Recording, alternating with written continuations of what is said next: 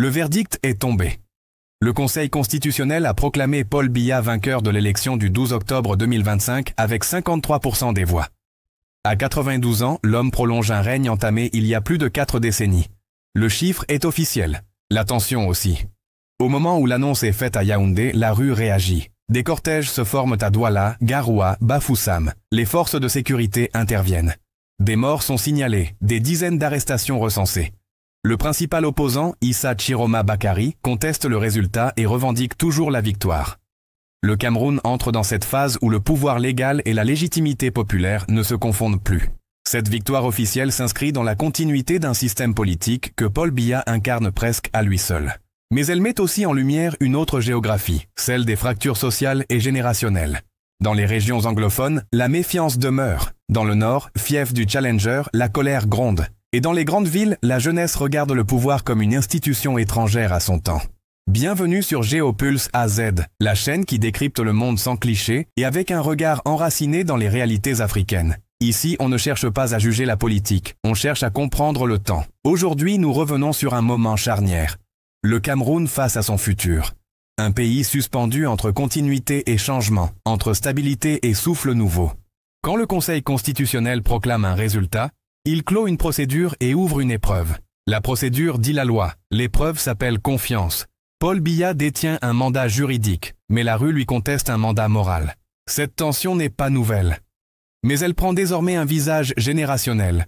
Plus de 70% des Camerounais ont moins de 35 ans. Ils n'ont connu qu'un seul chef d'État. Ils sont nés dans un pays stable, mais sans alternance. Leur patience, longtemps vantée, devient lucidité. Les premières heures après la proclamation donnent le ton. Le gouvernement parle de vandalisme, l'opposition de répression. Des vidéos circulent, des rumeurs s'enflamment, les réseaux deviennent tribunaux populaires.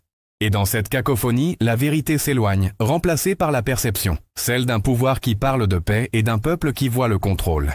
Une question s'impose alors, une élection peut-elle encore unir un pays qu'elle divise ? Avant de poursuivre, prenez un instant pour soutenir ce travail d'analyse indépendante. Abonnez-vous à Géopulse AZ, activez la cloche et laissez un like si vous pensez que la souveraineté commence toujours par la compréhension. Dire que la stabilité a gagné ne suffit pas. Encore faut-il dire ce qu'elle construit. Le Cameroun dispose d'atouts, une position stratégique, des ressources, une tradition d'État solide. Mais il lui manque un contrat de confiance entre la jeunesse, les régions et le pouvoir. Les résultats officiels ont valeur de loi. Ils n'ont pas encore valeur d'adhésion. Le pouvoir peut se maintenir par la force, mais il ne dure que par la conviction. Et pour l'instant, les signaux sont contradictoires. Un 8e mandat confirmé d'un côté, des arrestations et des villes qui se taisent de l'autre. La stabilité proclamée devient alors une équation. Comment gouverner sans diviser? Comment écouter sans céder? Comment durer sans se répéter? Les prochains jours diront si cette victoire sera traduite en gestes politiques. Ouverture du dialogue, inclusion régionale, transparence électorale, respect des libertés publiques. Car la continuité ne sera crédible que si elle porte une promesse de réforme. Ici, à Géopulse AZ, nous ne cherchons pas des héros ni des coupables. Nous cherchons les mécanismes. Comprendre, c'est déjà agir. Et agir, c'est déjà écrire une autre histoire du continent. La proclamation a figé les chiffres, pas les dynamiques. À court terme, le risque est clair, que les affrontements et la peur s'installent dans une routine de crise. À moyen terme, le vrai défi est ailleurs. Emploi, justice, éducation, cohésion nationale. Le Cameroun a toujours résisté aux tempêtes. Mais il ne pourra pas éternellement différer la question de la relève. Le temps biologique du pouvoir et le temps social du peuple ne coïncident plus. Et c'est là, dans cet écart, que se joue l'avenir. Ce que révèlent ces heures, c'est qu'un pays peut être fort sans être entendu, et qu'un peuple peut être patient sans être passif. La jeunesse camerounaise ne réclame pas une rupture violente, mais un passage de relais clair, transparent, crédible. La scène internationale observe, mais elle ne décidera pas. Cette fois, c'est au Cameroun lui-même d'écrire le scénario. Si vous êtes encore là, c'est que vous cherchez à comprendre le fond, pas seulement le bruit. Laissez un commentaire, dites-nous comment vous voyez le futur du Cameroun. Vos analyses nourrissent ce travail. Parce que Géopulse AZ, c'est une communauté d'esprits lucides, pas une simple chaîne. Paul Biya a remporté l'élection, mais la vraie victoire dépendra de ce que ce mandat fera de l'histoire du Cameroun.